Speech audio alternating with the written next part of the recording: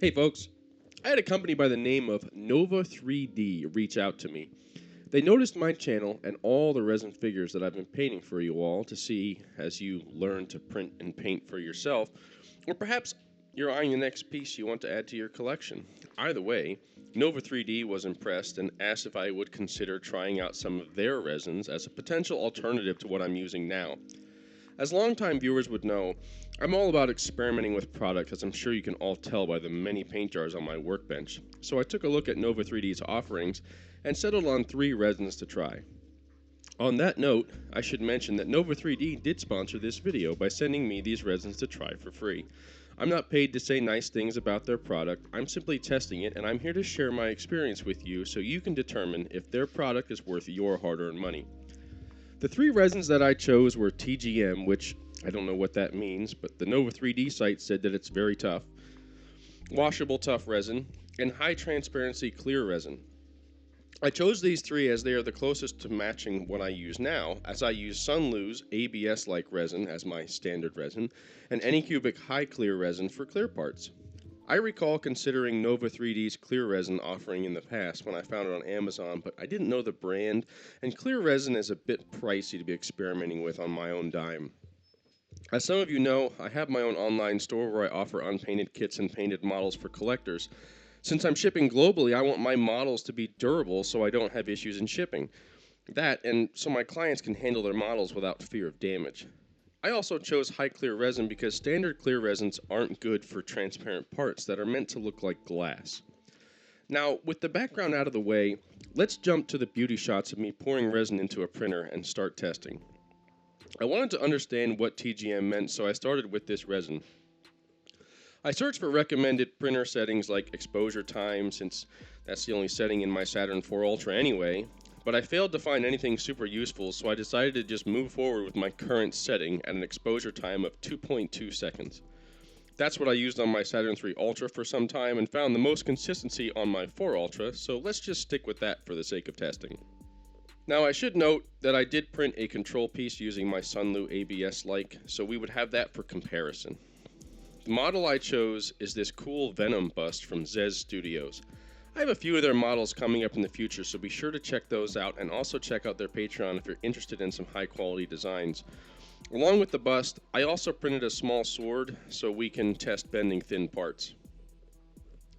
The first thing I noticed is that my first print failed with Sunlu ABS-like, yet the same file didn't fail with the TGM resin. My curiosity was certainly piqued at this finding. I added a few more supports and printed the Sunlu control version again and was successful this time, at least at first glance, but let's move on and come back to that.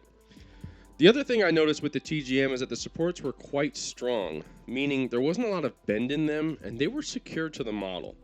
The supports didn't immediately fail when pulling off.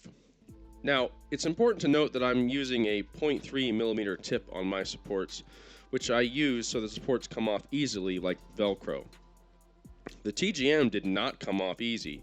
This isn't a complaint, as the supports weren't difficult to remove, they just weren't as easy to remove. I think this fact is what allowed a successful initial print with TGM versus the Sunlu resin.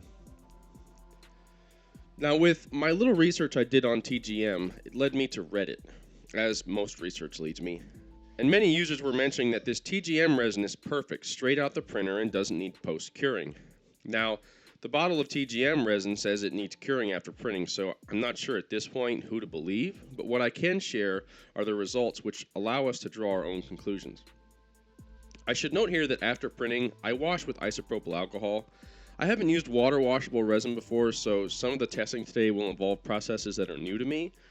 That being said, the TGM resin requires an alcohol bath before we're ready to perform any testing. The Sunlu ABS-like resin underwent the same bath as well in the IPA. I took the ABS-like sword and I bent it around on itself. I was able to do so without it breaking. I had to create a pinch point for the resin to finally break. This is a desirable outcome in my opinion, as it shows the ductility of the material. The TGM material, however, reacted a little differently. The TGM material was definitely more rigid than the ABS-like, but contrary to what you and I thought, I could still fully bend the sword. It broke at the same point as the ABS-like, so again, a desirable outcome and most impressive in my opinion. Then I put everything into the curing machine, and that's where things got interesting. After curing, the Sunlu ABS-like sword was still able to be bent on itself and kept very similar properties to the pre-curing test. However, the TGM sword became very brittle, and it snapped violently and almost immediately. This was quite the shock, but it does confirm that once again, Reddit is the place to get good intel on products. There's one more test that I want to run on this TGM resin, but before we do that, let's take a look at the other colored resin that Nova3D sent me, which is the Washable Tough Resin. As I mentioned before, I've never used washable resin, as those experts on Reddit had plenty to say about issues faced with washable resin. I won't go into those details now, as I haven't lived them, but suffice it to say that I chose to deal with alcohol over using water washables up until this test. From a printing standpoint, the Washable Tough Resin printed just fine without any major failures apart from one little strand of saliva missing from Venom's mouth. This is still a noticeable improvement over the completely failed saliva pieces with Sunlu's ABS-like, so let's call it comparable at this point. As for the bend test immediately after printing, the results matched Sunlu ABS-like. This also held true for the post-curing test, so nothing super noteworthy in terms of a difference in ductility. Now, I washed some parts of the water washable resin in alcohol, and I washed the head in a jar of water that I poured from my tap and then agitated the old-fashioned way. Yes, I like my Venom head shaken, not stirred, please. Now, I'm always on the go, so I often find myself throwing parts in the wash station and leaving it to sit for a few hours or maybe overnight. During this particular test, I found myself pulled out of state for a few days, and parts were left in their respective wash stations for 2 days. When I returned, I found something of particular interest that confirmed my feelings about using water washable resin and a water washing station. Cracks. This model cracked like a dried up lake bed. I've never seen anything like this come out of an alcohol bath. As a matter of fact, the parts left in the alcohol bath were perfectly fine. I'm not sure the reasoning behind it, as I'm an engineer, not a chemist, but I do know is that this print is now a failure. Now, let's move on to some other notable comparisons after being cured and do the final drop test. Assembling all these busts and setting them side by side is a good way to judge details and look for any notable differences. I mentioned a few earlier, but I should note that I didn't notice some of the missing details at the mouth until I actually got to this point in the test. All the detail was intact on the TGM parts. There wasn't a single layer line or failed part. The Washable Tough Resin had one failed piece of saliva at the mouth, while the ABS had a few pieces of saliva that just turned into flat nothings. As I'm sure you figured out, I chose this model because it has a lot of little details and textures, as well as delicate parts that can be difficult to print. Setting them all side by side, the TGM definitely seems to display the most crisp details, though I'm not sure if that's just because of the beige color, or if the details are actually better defined.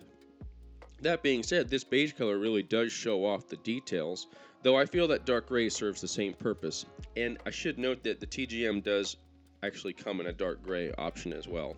Now let's get to the drop test. Nova3D claims that you can drop a piece from 1 meter high and it won't break. I decided to use the head of Venom here, as it is a solid piece with small parts like the teeth and saliva bits. I dropped the pieces from 1 meter above my workbench to see what would happen. Now, I'm sure you're all looking forward to some cool footage of one of these heads shattering like a glass bottle on the table, but it's quite anticlimactic, as none of the 3 resins I tested had any damage after being dropped multiple times from different angles. I tried to get them to break, but they didn't, so they all passed the drop test. We have not talked about the clear resin yet, as I have a completely different criteria that I use to test it. For my use, clear resin literally serves one purpose: to be as clear as possible once it's printed and create less work for me in sanding and polishing.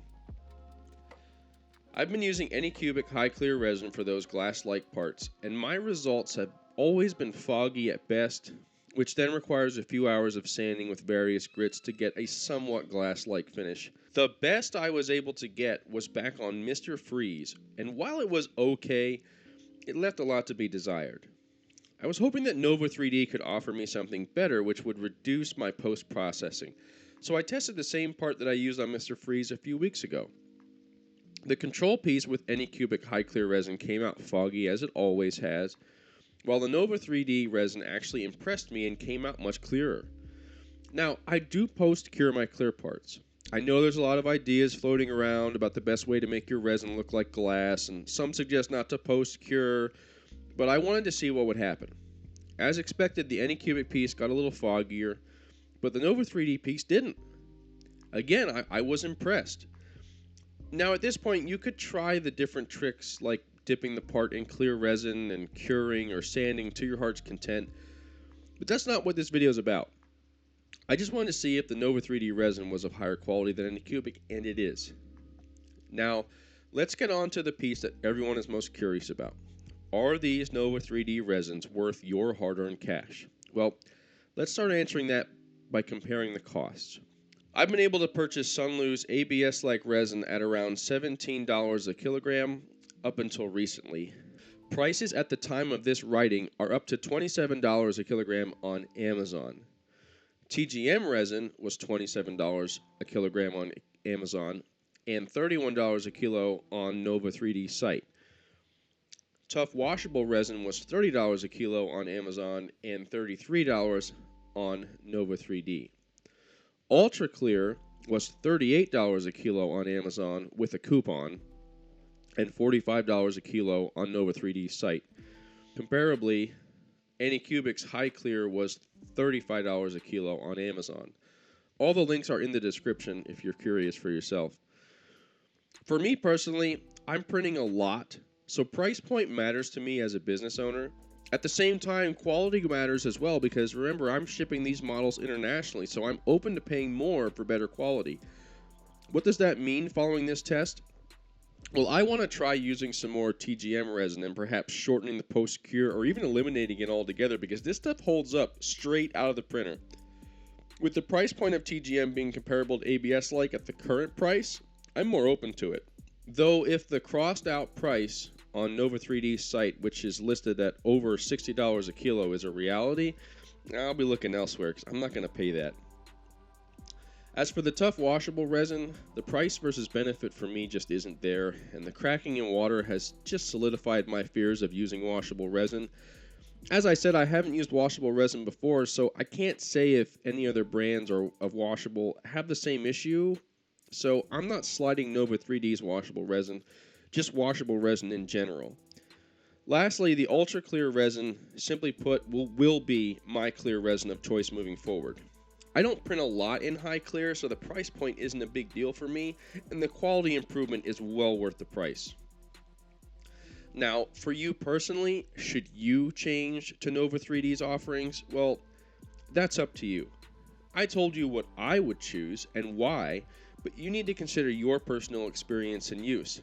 Perhaps you're a miniature printer where you aren't chewing through resin like me when I'm printing in 1/6 or 1/4 scale sculptures.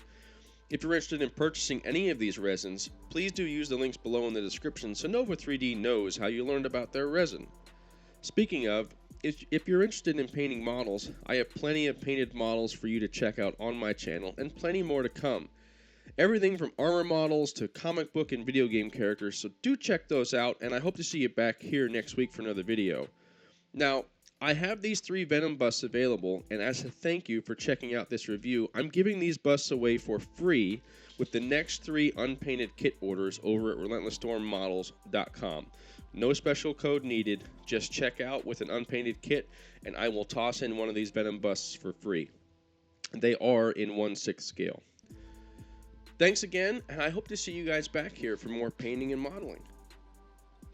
Special thank you to my patrons that support my work. If you're interested in daily vlogs, how-to videos, high-resolution photos, early access videos, discounts at my store, and free printable files, check out my Patreon and see how you can get exclusive access to all this extra content.